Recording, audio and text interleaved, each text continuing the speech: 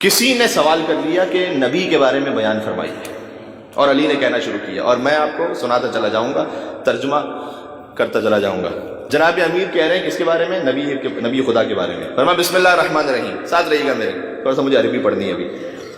فرمایا بسم اللہ الرحمن الرحیم، کان اللہ۔ اچھا عربی کہیں کہیں اس قدر آسان ہے کہ آپ عربی ہی میں شامل ہو جائیں گے اس لطف میں، چونکہ جو کلام امام ہے وہ امام الکلام ہے، جو امام کا کلام ہے وہ سارے کلاموں کا امام ہے، لہٰذا ہم اس کا ترجمہ تو کریں گے بعد میں، لیکن اصل جو روحانیت ہے اور اصل جو معیار ہے وہ علی کے الفاظ میں ہے، اس کلام میں۔ فرمایا بسم اللہ الرحمن الرحیم، کان اللہ ولا شیء معہ فاول ما خلق اللہ نور حبیبہ محمد صلی اللہ علیہ وآلہ وسلم قبل خلق الماء والعرش والکرسی والسماوات واللوح والقلم والجنة والنار والملائكة وآدم وحواء ب24 و400 ألف عام، فلما خلق الله نور نبينا محمد صلى الله عليه وآله وسلم بقي واقفا بين يدي الله عز وجل يسبحه ويحمده، والحق تبارك وتعالى ينظر إليه ويقول يا عبدي أنت المريد والمراد ولولاك لما خلقت الأفلاك، من أحبك أحببته ومن أبغضك أبغضته، وتلألأ نوره وارتفع شعاعه، فخلق الله من نور نبيه 12 حجابا، اولها حجاب القدرة، ثم حجاب العظمة، ثم حجاب الهيبة، ثم حجاب العزة، ثم حجاب الجبروت، ثم حجاب المنزلة، ثم حجاب الرحمة، ثم حجاب النبوة، ثم حجاب السعادة، ثم حجاب الشفاعة۔ اے میرے ساتھ یہ نہیں ہے، ثم حجاب السعادة، ثم حجاب الشفاعة، فأمره أن يدخل في حجاب القدرة فدخل وهو يقول سبحان ربي الأعلى وبحمده 12,000 عام، ثم دخل في حجاب العظمة وهو يقول سبحان عالم السر وأخفى 11,000 عام، إلى أن دخل في حجاب الشفاعة وهو يقول سبحان ربي العظيم وبحمده 1000 عام، ثم خلق الله من نور نبي 20 بحرا من نور في كل بحر علوم لا يعلمها إلا الله تعالى۔ جہاں تک چاہے مجھے بتا دیجیے گا، في كل بحر علوم لا يعلمها إلا الله تعالى، فتقلب منها 20 بحرا فقطرت منه قطرات كان عددها 124 وألف قطرة، فخلق الله من كل قطرة نبيا من الأنبياء، فلما تكاملت الأنوار صارت تطوف حول نور محمد صلی اللہ علیہ وآلہ وسلم، یہ علی بول رہے ہیں، صارت تطوف حول نور محمد صلی اللہ علیہ وآلہ وسلم كما تطوف الحجاج حول بیت اللہ الحرام، ثم خلق الله من نور محمد جوهرة فقسمها إلى قسمين، فنظر إلى القسم الأول بعين الهيبة فصار معا أزمن، ونظر إلى القسم الثاني بعين الشفقة فخلق منها الأرش، فخلق من نور الأرش اللوح، خلق من نور اللوح القلم، فقال له القلم اكتب توحيدي، فبقي القلم 1000 عام سكرانا من كلام الله تعالى، فلما افاق قال له اكتب توحيدي، قال ما اكتب، قال اكتب لا اله الا الله محمد رسول الله، فلما سمع القلم اسم محمد صلى الله عليه وآله وسلم خر ساجدا ويقول سبحان الله الواحد القهار، ثم رفع راسه وكتب لا اله الا الله محمد رسول الله، وقال يا رب من محمد الذي قرنت اسمه باسمك وذكره بذكرك، قال فالله لما خلقتك وهو بشير ونذير وسراج منير وشفيع وحبيب، فانشق القلم من حلاوة ذكر محمد وقال السلام عليك يا رسول الله وعليك، فقال اللہ تبارک و تعالی وعلیک السلام منی، فصار السلام سنتا ورد فریضتا۔ عزت حیدر کی قسم ابھی میں نے آدھا خطبہ بھی نہیں پڑھا ہے، آدھے سے بھی کم پڑھا ہے اس وقت۔ فرمایا کان اللہ، اب بڑے اسرار ہیں اس میں جو کھلتے چلے جائیں گے، ساتھ رہیے گا میرے۔ کان اللہ، مولا کہہ رہے ہیں خدا تھا، ولا شیء معہ، اور کچھ نہیں تھا، وہاں سے بات پر آغاز کیا، اللہ تھا سبحانہ و تعالی اور کچھ نہیں تھا۔ فاول ما خلق اللہ نور حبیبہ محمد، سب سے پہلے اللہ نے جس نور کو خلق کیا وہ اپنے حبیب محمد مصطفیٰ کا نور تھا، سب سے پہلے جسے خلق کیا۔ اور ہمارے اچھا یہ جو آپ نے ہمارے یہاں خطبہ سے حدیث سنی ہے نا کہ کنت نبیا وآدم بین الماء والطین، میں اس وقت نبی تھا، میں نبی تھا جب آدم بنے نہیں تھے، پانی اور مٹی کے درمیان تھے۔ یہ برادران سنت کی کتابوں میں بھی کچھ مختلف الفاظ کے ساتھ لکھی ہوئی ہے، اب کسی کی نگاہ جائے نہ جائے اس کی اپنی مرضی ہے، لیکن طبرانی نے معجم الکبیر میں مثال کے طور پر لکھا ہے، امام احمد بن حنبل نے مسند میں لکھا ہے، اور علماء نے بھی لکھا ہے کہ جب نبی سے سوال کیا گیا کہ آپ کو کب سے نبی بنایا گیا، فرمایا وآدم بین الروح والجسد، جب آدم روح اور جسم کے درمیان تھے۔ ان کے یہ جملہ ہے، آدم روح اور جسم کے درمیان تھے، تو یہ جملہ ملتا ہے، کنت نبیا وآدم بین الماء والطین۔ اچھا تاریخ میں 3 کنتو ایسے ہیں جو ان کی شان ہی کچھ اور ہے۔ ایک رب العالمین نے کہا کنت کنزا مخفیا، میں چھپا ہوا خزانہ تھا، میں نے چاہا کہ پہچانا جاؤں، فخلقت الخلق، تو میں نے ایک مخلوق کو خلق کیا لکئی اعرف، تاکہ میں پہچانا جاؤں۔ ایک نبی نہیں یوں فرمایا کہ کن تو نبی وآدم بین الماء والطین، ایک اللہ نے کن تو کہا، ایک نبی نے کنتا کہا، اور تیسرا کن تو وہ ہے کہ جو اس پر ایمان نہ رکھے تو اس کا تو عقیدہ ہی پورا نہیں ہوتا۔ جب غدیر کے میدان میں 1.25 لاکھ کے مجمع میں شمس الضحیٰ نے بدر الدجا کو اپنے شانوں پر بلند کر کے فرمایا کہ من کنت مولا فہذا علی مولا۔ لیکن اسی طرح سے چلتے رہے تو مجھے خطبہ ختم کرنے میں 2 گھنٹے لگیں گے، اس کے بعد پھر اس کے ذمہ دار آپ ہوں گے۔ پھر تو غور کیجیے گا، کان اللہ ولا شیء معہ، ابھی تو یہ پہلی لائن ہے کہ فرمایا کہ خدا متعال کی ذات تھی، کوئی نہیں تھا، اور سب سے پہلے اللہ نے اپنے حبیب کے نور کو خلق کیا۔ کن کن چیزوں سے پہلے؟ قبل خلق الماء، پانی سے پہلے، والعرش والکرسی واللوح والقلم والجنت والنار والملائکۃ وآدم وحوا، کتنا پہلے؟ ب24 و400 الف عام، 4,24,000 سال پہلے۔ یہاں کے 4,24,000 سال نہیں، وہاں کے 4,24,000 سال، ٹھیک ہے؟ قرآن کی آیت کے حساب سے جو سمجھ میں بات آتی ہے کہ یہاں اس دنیا میں 50,000 سال گزرتے ہیں تو وہاں کا ایک دن بنتا ہے نا، کانا مقدار 50,000 سنہ، یہاں 50,000 سال جب گزرتے ہیں تو وہ ایک دن بنتا ہے وہاں پر۔ وہاں کے 4,24,000 سال پہلے اللہ نے اپنے حبیب کے نور کو خلق کیا۔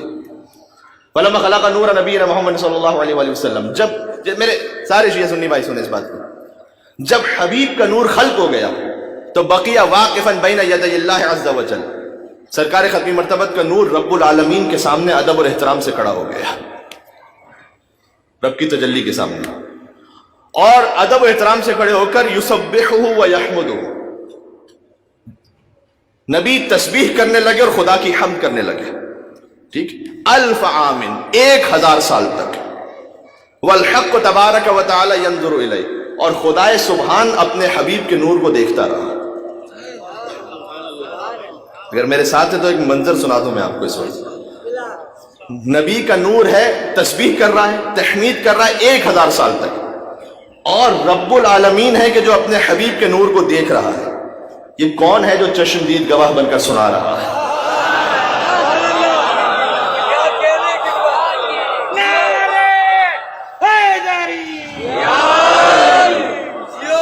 عجیب ہے، خدا کی قسم، یہ عجیب ہے کہ 1000 سال تک تسبیح تحمید ہوتی رہی، اللہ سبحانہ وتعالیٰ دیکھتا رہا، اللہ کو تبارک و تعالیٰ ینظر الیہ ویقول، اور خدا کہتا رہا کہ یا عبدی، اے میرے بندے، تو میرا بندہ ہے، انت المرید والمراد، مراد بھی تو ہے، مرید بھی تو ہے۔ مراد وہ جس کا ارادہ کیا جائے، مرید وہ جو ارادہ کرنے والا ہو۔ مراد تو اس لیے ہے کہ میں نے تیرا ارادہ کیا ہے، مرید تو اس لیے ہے کہ تو نے میری تسبیح و تحمید کا ارادہ کیا ہے، لہذا تو مرید بھی ہے تو مراد بھی ہے۔ وَلَوْلَاكَ لَمَا خَلَقْتُ الْأَفْلَاقَ، اور اے حبیب یاد رکھیے اگر آپ نہ ہوتے تو میں اس کائنات کو خلق ہی نہ کرتا۔ آدمی کی کیا حیثیت، آدم بھی خلق نہ ہوتے جی، نہ جنتیں ہوتی، نہ عبادتیں ہوتی، نہ مسجدیں ہوتی، نہ تلاوتیں ہوتی، نہ شجر ہوتا، نہ طور ہوتے، نہ ملک ہوتا، نہ حور ہوتی، نہ گناہگار ہوتے، نہ شفاعت کا کاروبار ہوتا، نہ کوئی یوسف ہوتے، نہ کوئی خریدار ہوتا، کچھ نہ ہوتا اگر نبی نہ ہوتا۔ اگر کوئی گھبرا کر سن رہا ہے اس بات کو تو وہ سمجھ لے کہ یہ علی کے فضائل نہیں، میں نبی کے فضائل سنا رہا ہوں، یہ میں نبی کے فضائل سنا رہا ہوں، گھبرانے کی ضرورت نہیں ہے کہ یہ کیا ہو رہا ہے، یہ نبی مرسل کے فضائل ہیں۔ تو ہوا یہ کہ دیکھا اس نور کو اللہ نے 1000 سال تک، ہوتا نا کبھی، اس لیے کہ یہ میں نے اس لیے وضاحت کر دی کہ جب مولا کائنات کے فضائل کی بات آتی ہے تو وہ غلو اور مسیریت، اس میں بہت ساری باتیں پھر ساتھ میں شامل ہو جاتی ہیں، لوگوں کے ذہن میں شکوک شبہات کھڑے ہو جاتے ہیں۔ البتہ اس کا جواب میں نے بڑی اچھی طریقے سے ڈھونڈ لیا ہے۔ اس نے جو مجھے غالی و مشرک کی صدا دی، اس نے جو مجھے غالی و مشرک کی صدا دی، میں نے بھی علی کہہ کے اسے آگ لگا دی۔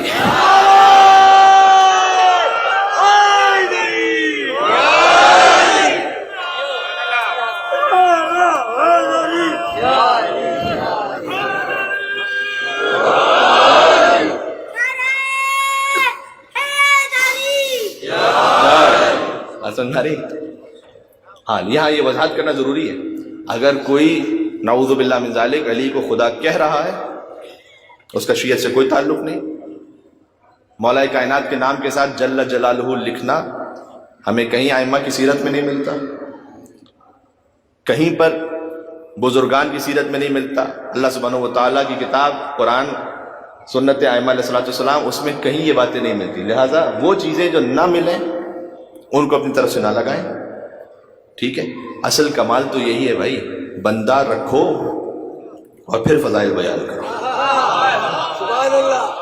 اصل تو شان ہی یہی ہے کہ بندہ رکھو. میں بہت کلیئر بات کہہ رہا ہوں، اچھا دونوں طرف سے. میں اس پر بہت، مجھے کہتے ہوئے کوئی عار نہیں ہے، اس پر لعنت بھیجتا ہوں جو علی کو اللہ کہے. میں اسے قابل لعنت کہتا ہوں جو علی کو اللہ کہے، اور اسے بھی قابل ہدایت سمجھتا ہوں جو علی کو اپنے جیسا کہے. تو 1000 سال تک، پھر خطبے پہ آ گیا میں، 1000 سال تک یہ سلسلہ ہوتا رہا. انت المرید والمراد. اگر اے حبیب آپ نہ ہوتے تو میں کائنات میں خلق نہ کرتا. من احبک احببت، اللہ نے اپنے حبیب سے کہا اے حبیب مجھے اپنی محبت کے بارے میں پرواہ نہیں، جو آپ سے محبت رکھے وہ میرا محب ہے. ومن ابغضک ابغضت، جو آپ سے بغض رکھے گا وہ میرا بغض رکھتا ہے. اچھا جب ہم یہاں پر ایک عام سے خطیب سے مولا کے فضائل سنتے ہیں، نبی کے فضائل سنتے ہیں، ہم جوش و بلا میں آ جاتے ہیں. ٹھیک ہے، جب بلا فصل سید المرسلین رب العالمین سے اپنے فضائل سن رہے ہوں گے، میں تو سوچ ہی سکتا ہوں کہ کیا کیفیت ہوگی اس وجہ کی. اس لیے کہ آگے ہے خطبے میں مولا کائنات نے فرمایا فَتَلَأْلَأَ نُورُ، جیسے اللہ سے براہ راست حبیب نے اپنے فضائل سنے، وہ نور اور جگمگانے لگا. وَارْتَفَعَ، اور اس کے بعد وہ پہنچ گیا عرش تک، وہ نور اور بلند ہوتا رہا. وہ نور جیسے ہی وہ نور اور بلند ہوا فَخَلَقَ اللَّهُ مِنْهُ 12 حجابًا. سنیے گا جملے کو، اللہ نے نور محمدی سے 12 حجابوں کو خلق فرمایا. صحیح، اولها حجاب القدرت، ثم حجاب العظمت، ثم حجاب الہیبت، ثم حجاب السعادت، ثم حجاب الجبروت، ثم، یہ سارے حجاب اللہ نے خلق فرمائے. ٹھیک ہے، 12 حجاب خلق ہو گئے. اس کی تفصیل ہے، اس تفصیل میں میں جا نہیں سکتا، اس وقت کم ہے. 12 حجاب اللہ نے خلق فرمائے. پھر کہا فَأَمَرَهُ أَن يَدْخُلَ فِي حِجَابِ الْقُدْرَةِ، اپنے حبیب سے کہا کہ حبیب آپ حجاب قدرت میں داخل ہو جائیں. فَدَخَلَ، حبیب کا نور حجاب قدرت میں داخل ہوا. جیسے ہی وہ حجاب قدرت میں پہنچے تو وہ ذکر کرنے لگے سبحان ربی الاعلی و بحمدہ 12,000 عام. 12,000 سال تک نبی کا نور سبحان ربی الاعلی و بحمدہ پڑھتا رہا. اللہ اکبر. ثم دخل فی حجاب العظمت، اس کے بعد حجاب عظمت میں داخل ہوئے اور ذکر پڑھتے رہے سبحان عالم السر و اخفا، پاک اور منزہ ہے وہ جو کہ جو ہر مخفی چیز کا بھی جاننے والا ہے، ظاہر چیز کا بھی جاننے والا ہے. یہ 12,000 عام، 11,000 سال تک یہ پڑھتے رہے. اچھا جیسے جیسے ایک ایک حجاب ہے، ایک 1,000 سال کب ہو رہا ہے، اب اس کی تفصیل میں نہیں جاتا. اعلان دخل فی حجاب الشفاعت، آخر میں حجاب شفاعت میں نبی کا نور داخل ہوا اور کہہ رہے تھے سبحان ربی العظیم و بحمدہ 1,000 عام. 1,000 سال تک یہ کہتے رہے سبحان ربی العظیم و بحمدہ، نبی کا نور یہ ذکر پڑھتا رہا. عجیب شان ہے. ثم خلق اللہ من نور نبی 20 بحرا من نور، پھر اللہ نے اپنے نبی کے نور کے صدقے میں 20 نور کے سمندروں کو خلق فرمایا. تو اللہ نے نبی کے نور سے 20 سمندروں کو، جو نور کے سمندر تھے، انہیں خلق کیا. ان 20 سمندروں کی تفصیل اپنے مقام پر. نبی کا نور 20 سمندروں کے نور سے گزرا. ہاں ایک جملہ کہہ دو، فی کل بحر علوم لا یعلمها الا اللہ تعالی، ہر نور کے سمندر میں وہ علم تھے کہ جو اللہ کے سوا اور کوئی نہیں جانتا تھا. نبی کا نور اس میں جو گزرتا رہا گزرتا رہا گزرتا رہا گزرتا رہا. جب آپ سمندر سے گزریں تو کیا ہوتا ہے، جسم سے قطرے بہتے ہیں. فقطرت منہ قطرات، نبی کے نور سے قطرے بہنا شروع ہوئے. کتنے قطرے، میرے ساتھ دیجیے گا. کان عددها 124 الف قطرۃ، نبی کے جسم سے قطرے بہنا شروع ہوئے جن کی تعداد 1,24,000 تھی. جی فخلق اللہ من کل قطرۃ نبیا من الانبیاء، محمد مصطفیٰ کے جسم سے بہنے والے ہر قطرے سے اللہ نے ایک نبی کو خلق فرما دیا. اللہ اکبر. ہاں یہ یعنی آدم علیہ السلام نبی کے جسم کے قطرے سے، نوح علیہ السلام میرے نبی کے جسم کے قطرے سے. اچھا آپ جائیں بازار میں، کہیں دیکھا ہے کہ جسم کا جو پسینہ ہے وہ بک رہا ہو؟ جسم کا فاضل ہوتا ہے نا، یہ تو اس کی تو کوئی حیثیت نہیں ہوتی. جس کے جسم کے پسینے سے نبی بن جائیں اس کے خون کی حیثیت کیا ہوگی؟ اگر علی کو کہتے ہیں لحم کا لحمی و دمو کا دمی، اے علی تیرا گوشت میرا گوشت ہے، تیرا خون میرا خون ہے، اس خون کی حیثیت کیا ہوگی؟ اگر فاطمہ کو کہتے ہیں کہ فاطمہ تو بس تم منی، فاطمہ میرا ٹکڑا ہے، اس ٹکڑے کی حیثیت کیا ہوگی؟ ٹھیک، جب 1,24,000 انبیاء خلق ہو گئے، سارت تطوف حول نور محمد، یہ 1,24,000 انبیاء حضور کے نور کا طواف کرتے رہے، کما تطوف الحجاج حول بیت اللہ الحرام، جیسے کہ حاجی بیت اللہ الحرام کا طواف کرتے ویسے طواف کرتے رہے۔ فخلق اللہ من نور محمد جوہرۃ، اس کے بعد اللہ نے حضور کے نور سے جوہر کو خلق کیا، ایک موتی کو، فقسمها الى قسمین، اسے دو حصوں میں تقسیم کیا، ونظر الى القسم الاول بعین الہیبۃ، پہلی قسم کی جانب ہیبت کی نگاہ کی، فصار ماء عذبا، نبی کے نور کا صدقہ تھا وہ میٹھے پانی میں بدل گیا۔ دوسرے قسم کی جانب اللہ نے نگاہ کی عین شفقت کی، وخلق منها العرش، اللہ نے اس نور کے دوسرے حصے سے عرش کو خلق فرمایا، وخلق من نور العرش الکرسی، اللہ نے عرش سے کرسی کو خلق فرمایا، ومن نور الکرسی اللوح، کرسی کے نور سے لوح کو خلق فرمایا، ومن نور اللوح القلم، لوح کے نور سے قلم کو خلق فرمایا۔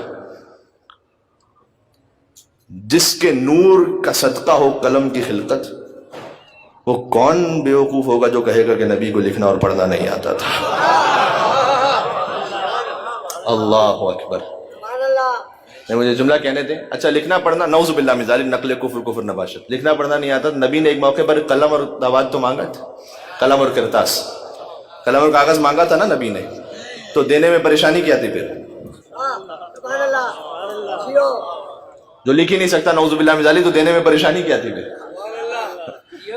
بھائی امی بمانا صرف ان پڑھ ہے مسلمانوں، اگر امی بمانا صرف ان پڑھ ہے مسلمانوں تو اپنی اس جہالت کو روایت کا بھرم دے دو، تو اپنی اس جہالت کو روایت کا بھرم دے دو، اور نبی کا دل دکھانے کا گناہ کیوں سر پہ لیتے ہو؟ وہ لکھ پڑھ جو نہیں سکتا اسے کاغذ قلم دے دو۔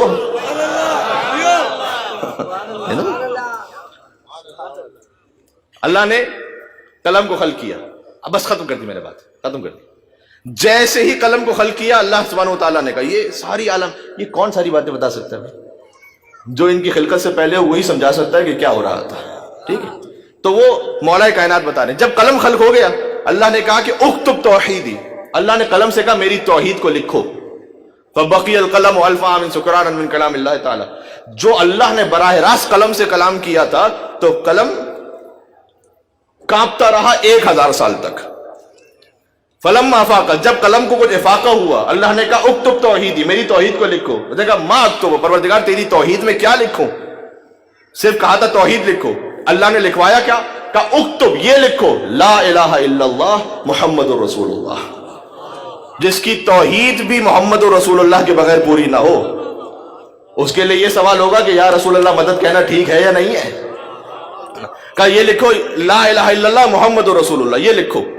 جب یہ لکھ دیا، قلم نے یہ لکھ دیا، تو جیسے اس میں محمد کو سنا خر ساجدن، قلم سجدے میں چلا گیا اور کہتا رہا سبحان اللہ الواحد القہار۔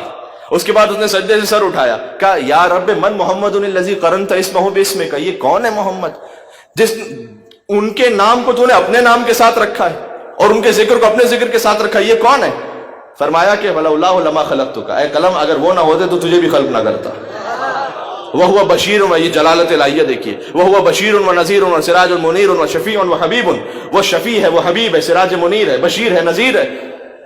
جیسے ہی قلم نے فضائل مصطفیٰ کو سنا رب العالمین سے، یہ بزرگ جانتے ہوں گے اس بات کو، جب ایک شے میں بہت زیادہ مٹھاس آ جائے تو کیا ہوتا ہے؟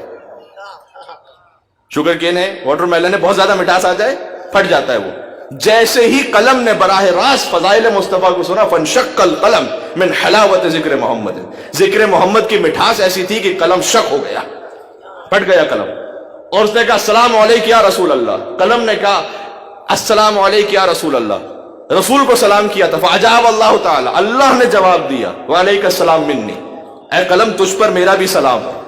قلم نے رسول کو سلام کیا، اس سلام کے جواب میں اللہ نے قلم کو جواب دیا۔ جب جواب دے دیا، اب میرے مولا علی نے عجیب شان کا جملہ کہا کہ فَلِأَجْلِ هَذَا صَارَ السَّلَامُ سُنَّةً وَرَدُّ فَرِيضَةً، اسی خاطر ہے کہ سلام کرنا مستحب ہو گیا، جواب دینا واجب ہو گیا۔ ایک مل کے صلوات بھیجتے محمد و آل محمد پر۔